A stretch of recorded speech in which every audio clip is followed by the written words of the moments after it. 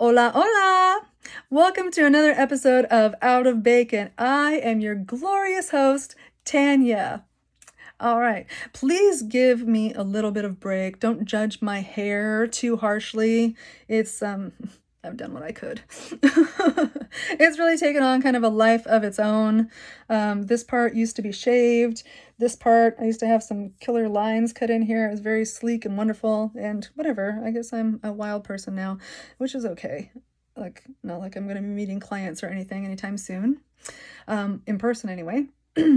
And I did get a handle on my eyebrows though, so that's something wonderful. Although I did have to go the slow and steady and painful route of plucking one at a time,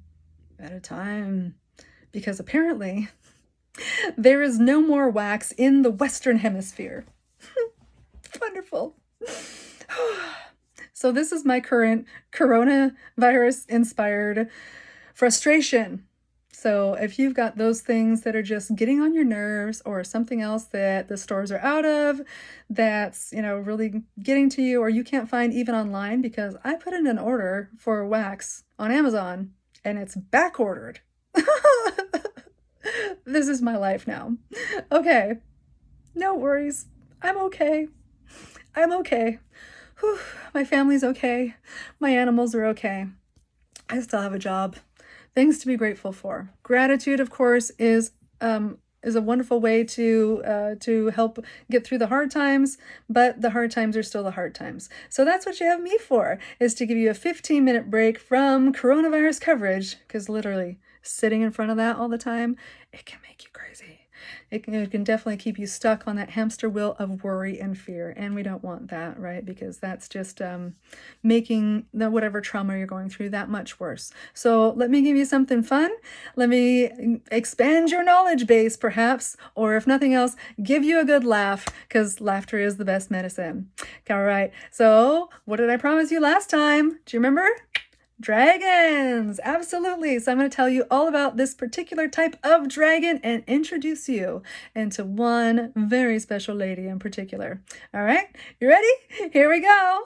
Where is she? Pixie, do you have her? Do you know where she is? This is my sidekick, Pixie. We've been quarantined together, the three of us. Oh, there she is, hiding in the corner. And she's back. Wondering what the next part is of this strange little adventure of ours. Okay, don't worry, Norbi, I'm looking at your house, okay? We're gonna go look at your house for a minute and then I'll put you back in with some food, all right? All right, so again, as I said, there's my dog's bone over there. That's what else I have here. So it's locked down in our habitat. I have my partner, Pixie, right over there, and our blanket that's thrown around, Roberta, and our 127 crickets. We'll get to that. All right, to her habitat. So here's what you get with a bearded dragon. The top is open, is basically an aquarium. So she gets the largest aquarium there because we weren't sure if she was a boy or a girl. The guys get bigger, so she's kind of small for a beardy. She's female. Boys typically do get aggressive. Say if you put two beardies in a tank together, they might fight or whatever. You can keep one boy and a girl, or maybe even two girls, and that'll be fine. But the guys are the ones that get kind of aggressive. So we went ahead and played it safe and got the biggest one we could. Here, we're going to go inside, show you the good stuff. There's those three lamps here. So we have a red lamp, that's her night light. So keep her warm during the night, because I live in Western Washington and it's stinking cold here. This is her basking lamp, and this is her UV lamp. Now they need all of those things there, especially if they're being kept, in captivity here. It's not like they can go out in the sun and collect all that sort of thing on their own. So you want that basking lamp. That's probably the one that she enjoys the most. All right, so I have two big rocks. This thing here, green thing here, I had gotten from the pet store to build this. These are two rocks that I have actually gotten from my yard. I know, don't yell at me. Kind of not supposed to do that sort of thing because of the danger of any kind of mites or, I don't know, kind of fungus or anything like that in the rocks. The rocks are a little bit easier, so I did rocks, and she's been rocking, she's been rocking those rocks for the past couple of years, so no problems there. This is her water dish. Some people actually, I was just reading something recently where somebody says that we don't need the water dish because the water dish can actually make it too humid. She's like dangerously humid here.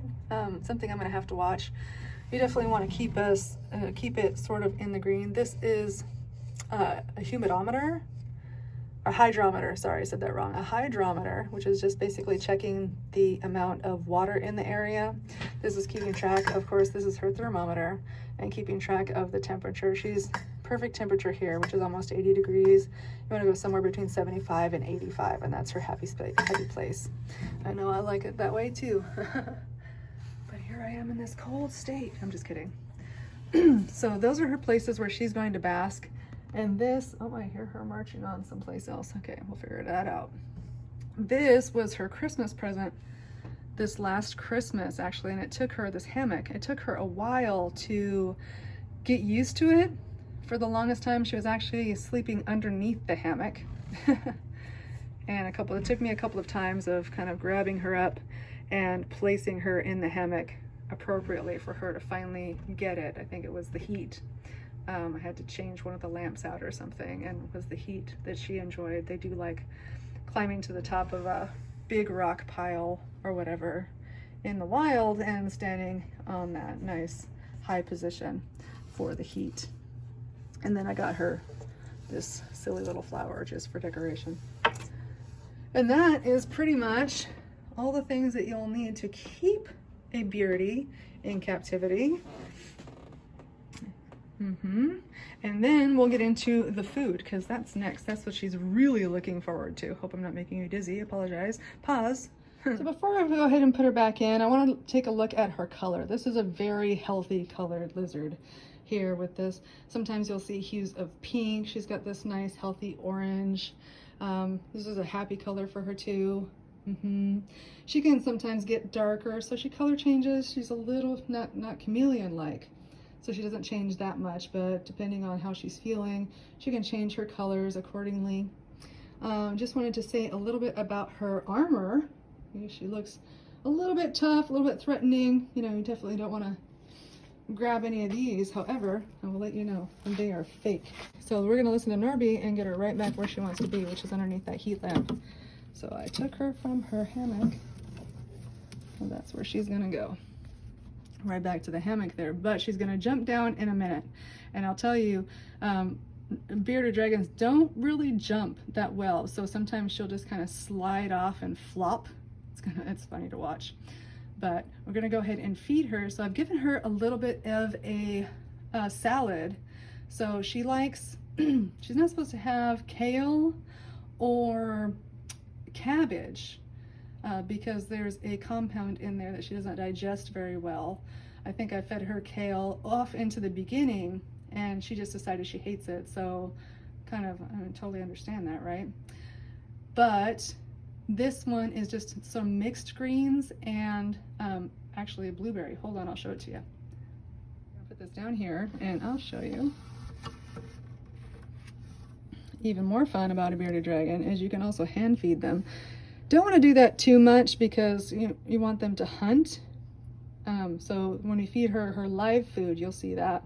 I can show you that. So I'm going to give her today a smorgasbord just to show you about feeding them. But let's see if I can get her to turn around a little bit. Okay, so I have here a blueberry. Actually, I'm going to grab the bigger one, and there's a reason why.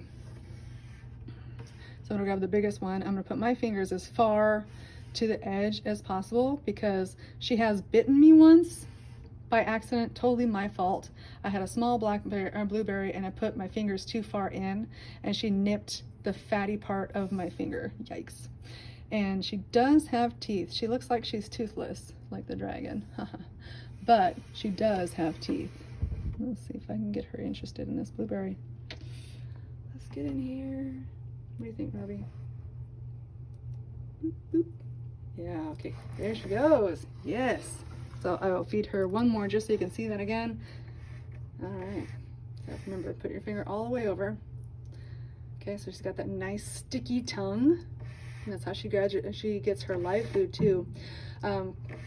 Bearded dragons are omnivores. Oh, look at that. That's fantastic. She's so beautiful. Let's see if I can get her to jump down and eat her lettuce.